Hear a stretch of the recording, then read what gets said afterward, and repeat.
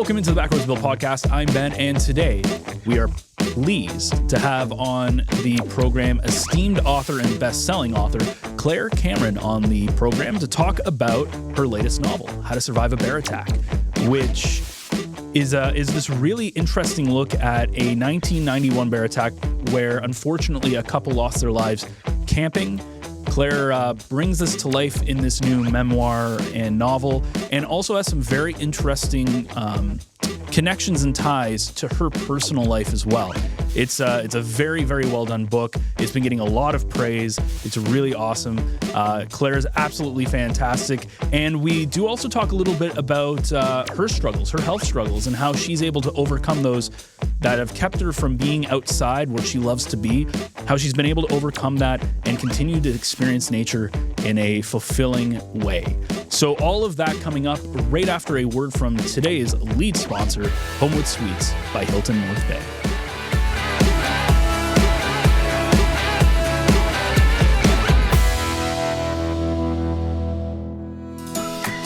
North Bay's turning 100, and what a time to be here. From the buzz of the Heritage Parade to sunset concerts at the waterfront, the city is alive with celebration. And you know who's right in the middle of it all? Homewood Suites by Hilton North Bay. We're proud to be a part of this milestone moment. Whether you're coming home from a family reunion, planning a gathering with friends, or just simply making the most of everything the Centennial has to offer, our doors are open. Stay in a spacious suite that feels like home, with a full kitchen to cook in, room to relax, and a space to unwind after a full day of fun. Are you hosting something bigger? Our event spaces and amazing local partners like the Grand and Stock Transportation make it easy to bring people together. Best of all, they're just steps from the action. The fireworks, the food trucks, the music, the laughter, it's all right here. Celebrate 100 years of North Bay with us. Use code Centennial to save on your stay anytime this year. Be at home with Homewood Suites by Hilton North Bay. Join the party today at 495 Oak Street West or give us a call at 705-495-3000. Well, today we are pleased to have on best-selling author and an incredible story, Claire Cameron. Claire, welcome to the Backroads Bill Podcast. Thank you, Ben. Well, you know what, Ben, it's all about the Bears, and I'll probably say that 2 or 3 times, but it is all about the Bears. And Claire, I want you to know, I'll try to be like Sheila Rogers or Eleanor Wachtel from the CBC, longtime interviewers, but you are on the Backroads Bill Podcast, and we're glad to have you to talk about your memoir and sorts of this narrative about the Bears. And take us back, I think, to when you're going to talk about your health situation and how that evolved, but tell us about the without giving away the storyline. Tell us about the genesis of the book and what the book is about. So I guess the most basic way to explain the book is that I set out to investigate a very rare occurrence, a bear attack where a black bear killed 2 adults in Algonquin Park in 1991. And I did that because I was wrestling with a health diagnosis, my own very rare mutation that caused in me cancer. So the two intersected and came together in this book.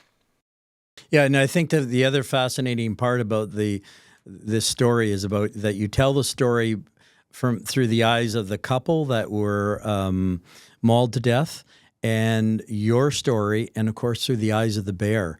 Tell us a little bit about how you, as a writer, how that part of that, how did you actually think, oh, this is the way it has to do it? Because you had written previously about a novel through the eyes of children called The Bear, but this is an entirely different kind of perspective.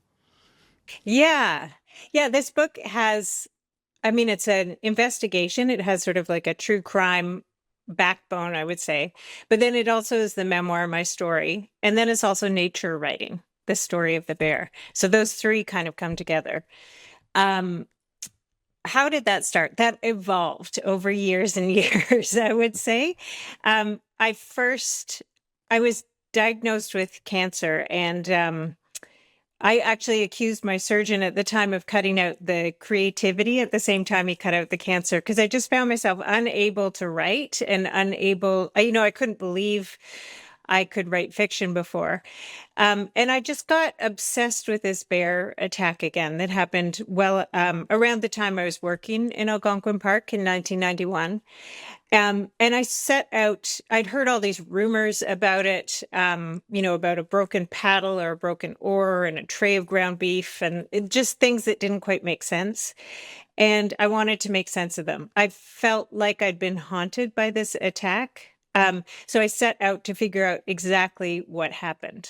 And I think at the time, I was waiting for my pathology reports to come in to find out if my cancer had spread or not. But what occupied my conscious mind was this attack. So I started on what happened and I wrote that draft.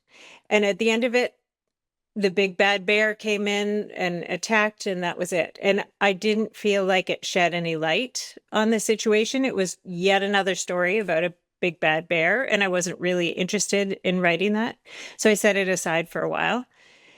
And then I started working with Jeremy Inglis, who's a wildlife biologist in Algonquin Park. And I told him, I explained that problem.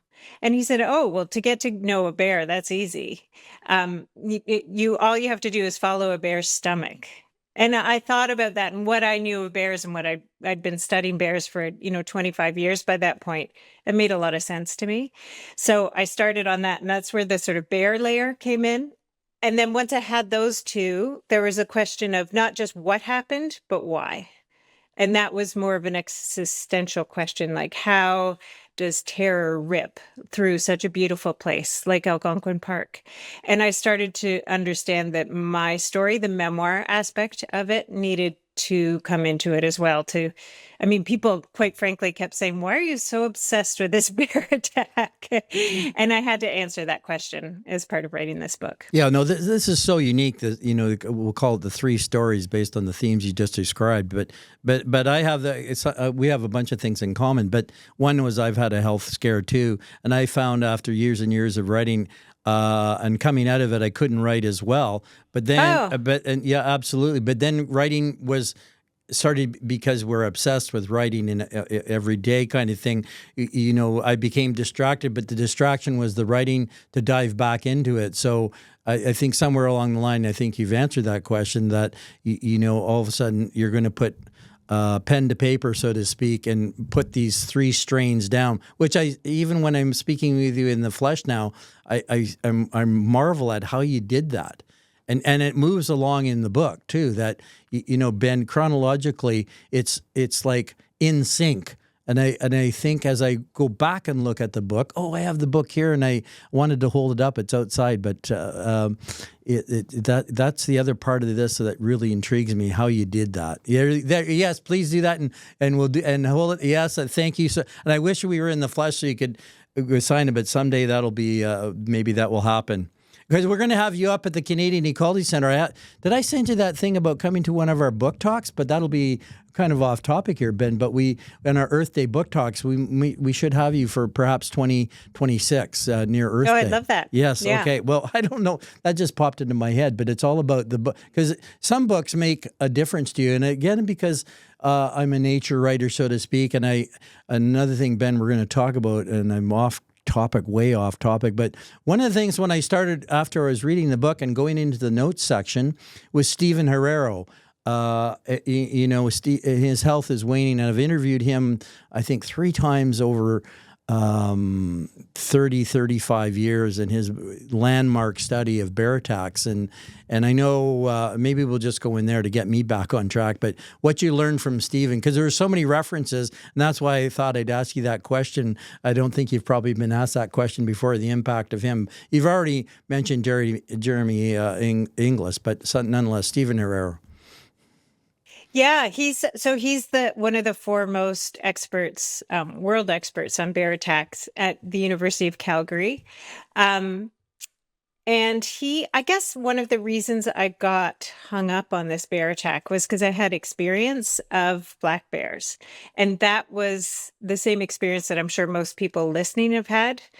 that, first of all, you don't see them at all because they have a great sense of smell and they avoid humans. Or second, that they're licking the barbecue grill because you didn't clean it well enough and you clap and they run off. All my bear experiences were like that. But then I had this knowledge of what happened in Algonquin Park. And I remember in 1991, I picked up the paper and the bear attack was on the front page of the Globe and Mail. And the bear was described as 308 pounds of black fury. And I thought, wow, that doesn't sound like any black bear I've ever met. The island where it happened was named, and it was Bates Island. It sounded like Hitchcock, Norman Bates, Psycho. Yeah. So it all felt more like a horror movie than anything else. So there was my experience, and then what I knew to be true, that something of this attack had happened. And I think that's where scientific research, like what Dr. Herrero does, can be so useful because it can start to ground your personal experience in experiences that you don't have. So he did a large study after, actually it was just before this attack, but he's included this attack and others in it too. He made a huge database of all the attacks and started to find ways to describe the characteristics. So before he did that, there was concern with black bear about a mother and cubs. It was thought in the 80s, for example, that they could be aggressive. But what Stephen Herrero really found out, that the ones, the black bears that tend to attack, and I should underscore that it's very rare. Like one person in North America is killed by a black bear a year. But when it does happen, and it tends to be these large males, and it's they attack with predatory intent. So Stephen Herrero's motivation for his work was to make recommendations about how to respond to different situations with bears. So his very famous book is called, or famous in my world certainly, is called Bear Attacks, Their Causes and Avoidance. So his work is just invaluable, and I interviewed him for the book. But it's almost, I describe, if you have personal experience, a scientific study like that can help you peer around the corner. It can help you see things that are true that you haven't experienced yourself. It's an incredibly important thing especially for someone like me with a fairly wild imagination. Well, wild indeed. And yes, I tell people, unless you've experienced a bluff charge by a black bear, you haven't really lived before. And I tell the story, and it was up on Lake Nipigon. Now, the bear was on shore and we were in the canoe, but it cocked its head, smacked its lips, and came rushing towards the canoe. We were off there, but it was the same. And it was, even though whether we thought we were safe or not, it was kind of like, it doesn't matter who you are, the adrenaline starts to flow, so to speak, and that sort of thing. And further to the Bates Island, and in the beginning of the book, in the first few pages, on page 1, you talk about being there with Jerry. Then by page 6, about the 3 scars. You really quickly mesh those 3 stories together in the first few pages. And I think that was masterful. And again, I'm harping on the same thing, but how did you actually do that? Somewhere along the line at one day you said, well, this is how it's going to go. The 3 stories. I think my best ideas aren't that deliberate. I'm not sure that anyone wants to hear a writer saying, oh yeah, I didn't really mean to do that. But I actually remember I had this moment where I called, when I first was recovering from cancer and I got re-obsessed with this attack, I got really caught on this little detail. And you mentioned my novel, The Bear. In there, I just sort of acknowledge it's written much more from the sort of rumors that I heard. It's not based in fact at all, and it's about 2 little children. But I do acknowledge the attack that provided the inspiration at the beginning. And in there, I said, I found there was a oar found at the front of the campsite by the search party. And when I read that, with, huge scars on my back, barely able to move. I thought, well, that can't be right because this happened in Algonquin Park and everyone canoes in Algonquin Park. It must have been a paddle. So I had a file of articles from the time the attack happened, and I found one that said paddle and one that said oar. And that just was it. I was like, okay, I have to get to the bottom of this. And so I called David Stott, who was an OPP officer who was one of the first responders in 1991. And I told him that I would like to come and meet him because I really wanted more firsthand knowledge about this attack. And he said, okay, well, I'd like to know why you're so interested in this attack now. And that question sort of threw me off. And I just answered honestly. And I said, because I've had cancer. And he was like, Yeah. Well, lady. Yeah, the dots weren't so connected then. They weren't connected then. They weren't. They really weren't. And I met so many people along the way that went with me. But I actually had another writer recently say, oh, when you pitched your editor the idea of a third of the book being told from the bear's perspective, how did that go? And I didn't tell a soul I was doing that. And I'm glad I didn't. I would have chickened out, I think. Because even hearing it now, it doesn't sound like a good idea. And I actually we have a place kind of southwest of Collingwood, and I went up there and unplugged the modem and just was there for, in silence for 3 weeks. And that was how I became brave enough to do it.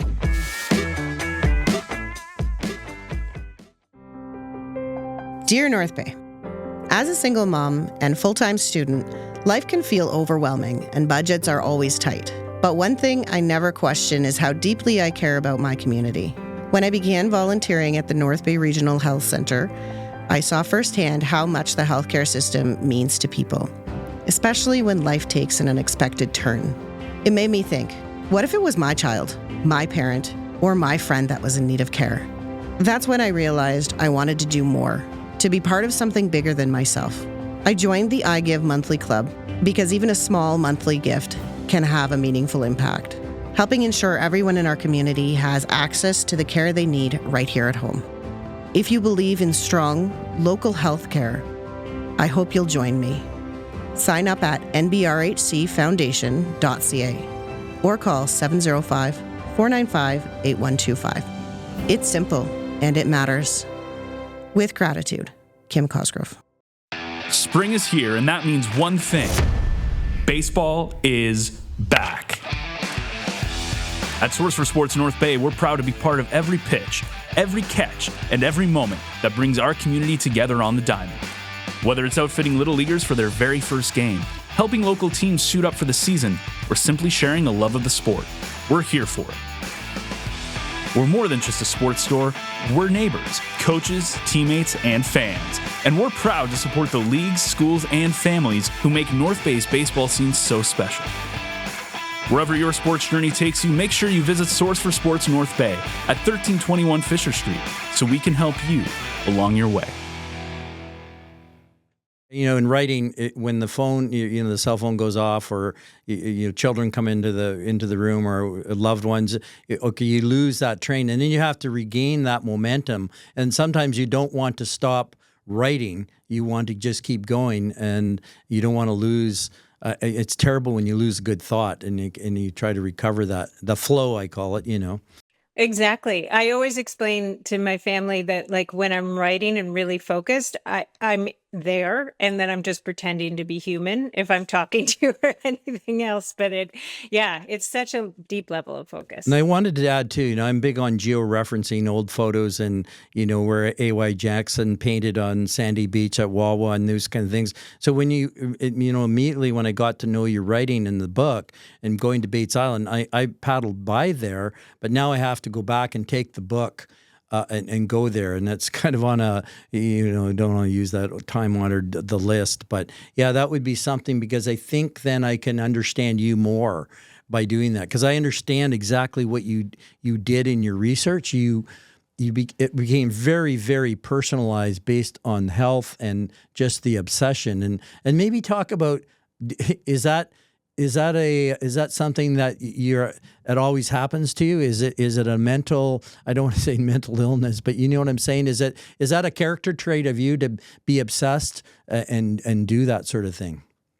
I have recurring themes in my work for sure, but I've never confronted anything like my diagnosis with cancer. So the backstory is that my father died when I was 9 years old of melanoma, and it was metastatic. It spread to his lungs. And this was in the 80s, so cancer treatment was just brutal back then. It was the best the doctors could do at the time, but he was 6'5". He was a very tall man. And I remember him being about 100 pounds by the time he died. It was just a very hard death. And for a long time, the hardest thing I could imagine was going through that sickness. And then at 45, and he died when he was 42. So at 45, I was also diagnosed with melanoma. And I had 4 instances, which for my age, even though I'm an outdoor person, I've been in the wilderness a lot. It struck the doctors as very odd. So I had a genetic test, and I have a mutation, CDKN2A, that means that I have a propensity to melanoma and other cancers as well. So I think that obsession, I had for a long time, I couldn't see any space between what happened to my father and my own end. So I pretty much assumed I was going to die, but also that it was going to be a horrible death. And writing this book was really a way of working my way through that and trying to see that it might go another way. The story might end a different way.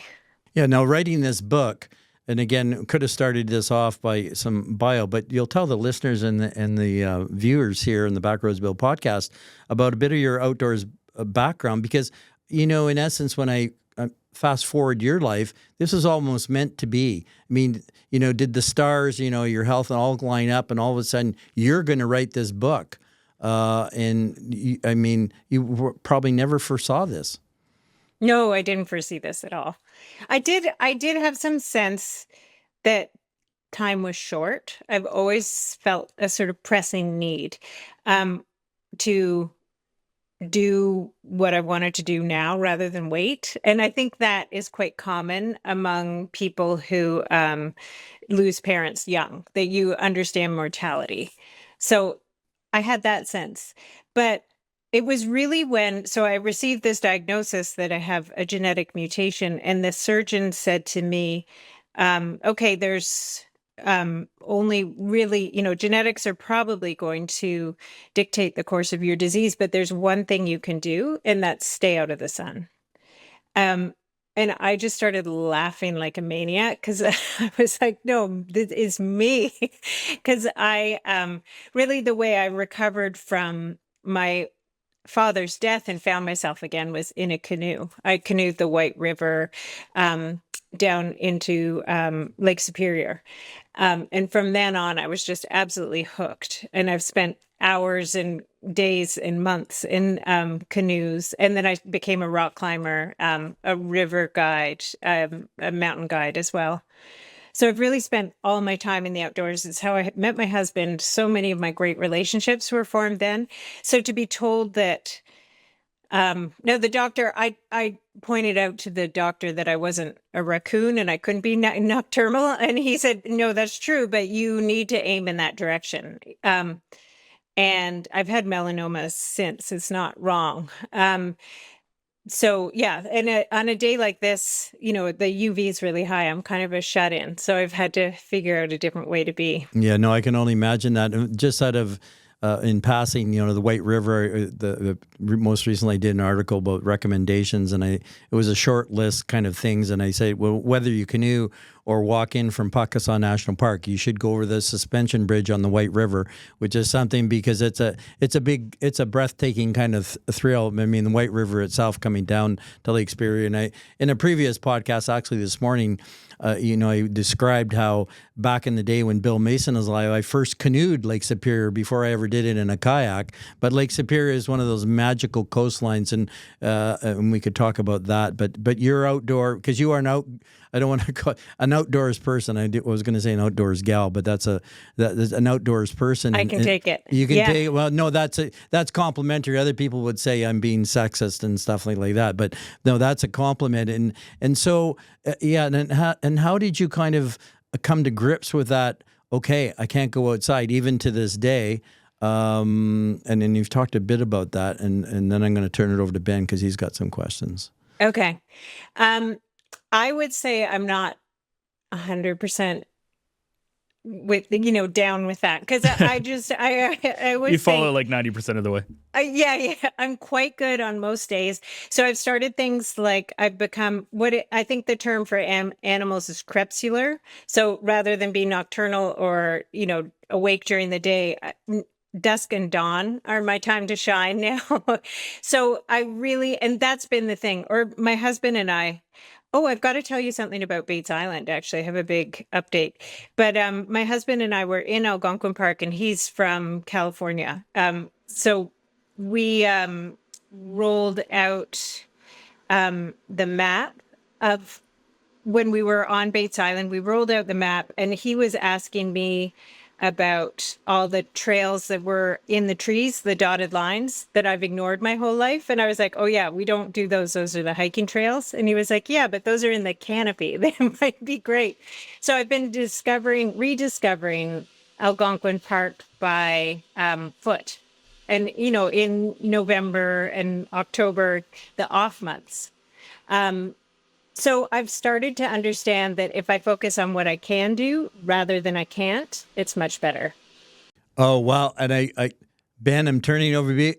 Claire, I'm going to save that soundbite because I'm the founder of the Canadian Ecology Centre and still there and in Sammy D. Champlain Provincial Park. So right now, today, I'm grieving because our whole park was flattened, on Saturday night. So what you said, our new mantra is it's not what the park and the Canadian Ecology Centre was, is it what the park and the Canadian Ecology Centre will be and what we can do. So that's a soundbite worth preserving. So Bates Island was flattened too. Oh, wow. Someone just sent me a photo and it's barely recognizable. Apparently the campsites are destroyed. It sounds very similar. The tornado touched down in the south end of Opeongo. Oh, great. Thank you for that update. Ben, sorry. Yeah, so you've written a lot of books, quite a few books. You've been doing it for a long time. I think your first book was 2007, I believe, is what I saw, and that was The Line Painter. So you've done this for going on 2 decades now. You've released probably like 5 or 6 books, 7 books around this time. Do you think that the kind of book that you wrote here with How to Survive a Bear Attack, does the age and experience that you've had over the last 2 decades help you to be able to craft this story the way you wanted it? Do you think that, 10 years ago you would have been able to write this novel? Oh, yeah, no. This would have been technically beyond me 10 years ago. I would say I only just managed to hang on with this one. It felt, it took me a long time and many, many drafts. And for a lot of those drafts, it wasn't within my command. But I feel like I don't ever feel like I've mastered writing anymore because the better I get, the more ambitious I get. And those two things, so I'm always sort of reaching, which I think is what keeps me interested and keeps my books feeling fresh and new. But it's also, I feel like I said this to my friend the other day, actually. I was like, when am I going to graduate high school? And she was like, no, I think we're going to be she's a writer too. We're going to be in night school for the rest of our lives. Like you're constantly learning and changing and trying new things. Yeah, absolutely. And so what do you think is next for you? Because this book, I feel like, I can't speak for you, but it does seem like there's a little bit of closure to this, obviously, with how connected it is to the bear. And I feel like you're at this interesting position where you have to figure out what's next. Does that make sense? Is that kind of where your head's at? Yeah. Although I have too many ideas all the time, and it's like, what am I going to focus on? So part of, I mentioned before to Bill how I lost my voice and I couldn't write creatively when I started this book. And writing this book, I really found it again. It was like a way to engage with my imagination and open things up. So I'm feel grateful that I'm healthy right now and that I can do that. So I'm writing a novel. Yeah.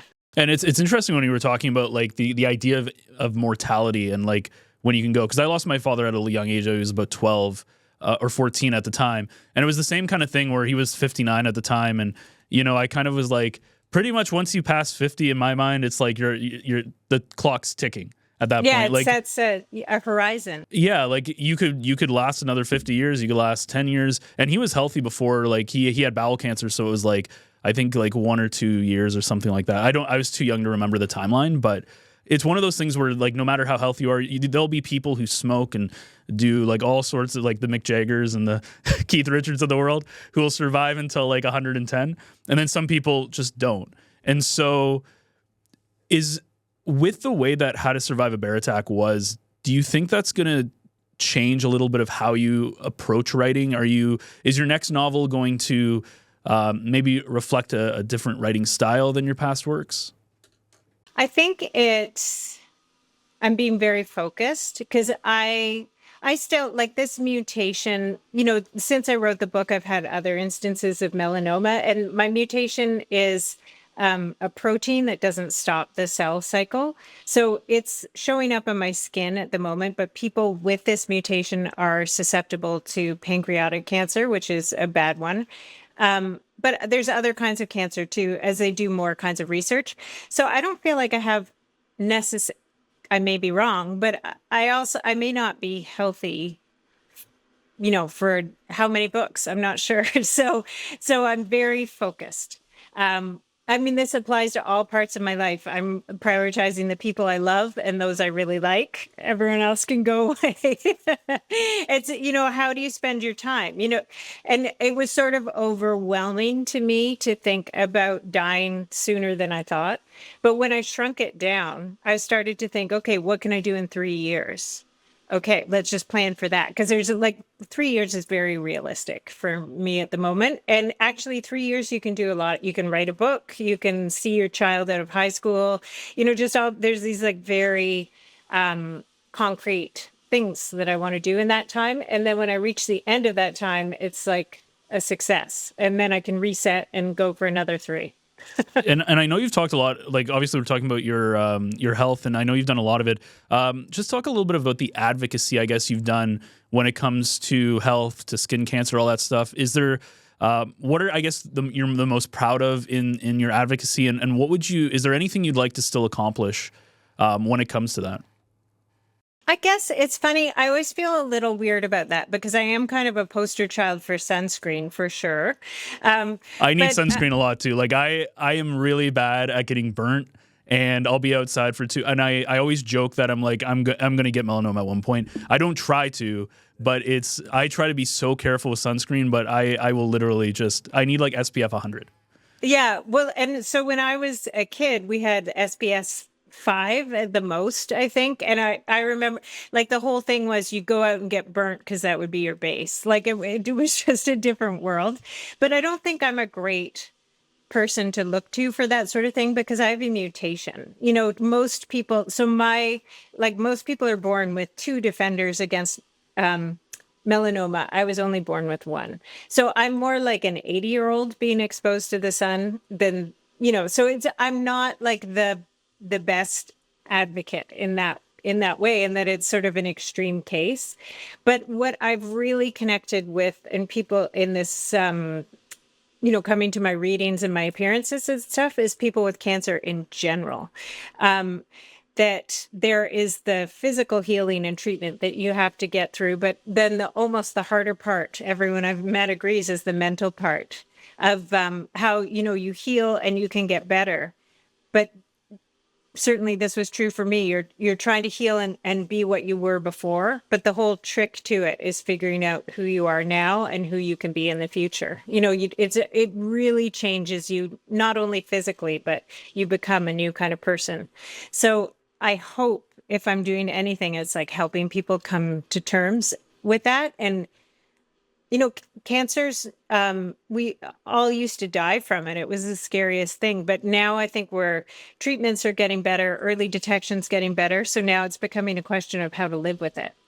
And I feel like that's what I hope this book can help people with. Yeah, it's interesting because I'm going to go a little bit deeper into this, but it's somebody said something that really stuck with me once, and it's like, you die twice. So you die the first time when you actually physically die, and the next time's when people stop remembering you, which is kind of a very, like, gut punch kind of when you think about it. And I was just wondering for you, like, not from like a popularity standpoint or the public standpoint, but even for like your family and stuff, is there a specific legacy you're trying to leave behind, or anything that you really want to impart on people that you'd love to be able to teach people or really have like stick with them? No, I've really wanted to I think, because my dad, and I don't know if you can relate to this, Ben, but my dad died when I was young. And then when I had kids of my own, I guess for so long I had sort of a childish, what I lost in that death. When I had kids of my own, I saw how hard it must have been for him to leave kids behind. I saw it from the other side in a way. So I think rather than legacy, I've been, it's more about trying to hang on and be a good parent while I'm here. I'm very grounded in the here and now. So I wake up in the morning, and my kids I have 2 boys, they're teenagers. So often the gift is not being in their face. But I really want to be kind and loving and listening while I'm here. And that's where my focus is in my writing too. I'm really just trying to be empathetic to what other people are going through. This whole book was quite different writing this book than a novel, because it was sort of a team effort. I had experts, I had the victims to consider, I had their family members and friends. I had a lot of people involved, and my family's in here too. So I think that the book sort of embodies that, the idea of trying to be present, in that it's a book about healing, and I hope it's that way for all involved. Yeah, no, and I'm going to go back to the writing process as we start to wrap up here, but most recently been in my Village Media, where it goes throughout wherever it goes, and I've written bear articles over the years, bear safety, and this one was going to be, okay, it's a springtime, and there was a book talk in Sudbury that Claire attended, and I thought, okay, how am I going to do this? Excuse me, and I went to started writing the article, bear safety, density, this kind of thing, and then Claire's book became the climax to it's further down in the article. It could have led with it and had the whole entire article on how to survive a bear attack, but it was nicely placed at then, and came, and I've said it was the impetus to do the whole article. So it was kind of good that way and great that way. But Claire, hold up the book, and right now, hold up the book with pride on the Backroads Bill podcast, so people can see the title, and keep it there for a few seconds. And I really recommend, if you want to, it crosses all those things: bear behavior, bear safety, memoirs. That's what it really intrigued me about the book in itself. And thank you for being on the Backroads Bill podcast. Thank you so much for having me, you guys. Well, a big thank you to Claire, and again, an example of not to give up on your passions just because what life throws at you. The life gives you lemons, you make lemonade kind of saying. So it was an awesome chat. Very lucky to have her on the program, and still lots of great guests, by the way, that are coming up. It's been an absolutely fantastic year. Me and Bill are very grateful for all of the guests that come on, for all of you guys for tuning into these great shows. And we do, by the way, have our 100th episode coming up in a couple of weeks. I want to say it's the first week of August. Probably should have figured that out before I came in to record this, but I think it's right around the first week of August. We have a very, very special episode lined up. It is a topic that is very near and dear to Bill's heart. So you want to make sure that you subscribe to this podcast wherever you get your podcasts, Apple, Spotify, etc. You can head over to the North Bay Echo YouTube channel if you want to watch the video version of this podcast. And again, you can subscribe there as well. And you can also grab our content on northbayecho.ca, where you can see not just this podcast, but a slew of other local North Bay and area podcasts. So that wraps things up for me and Bill this week. Join us again next week for yet another Backroads adventure.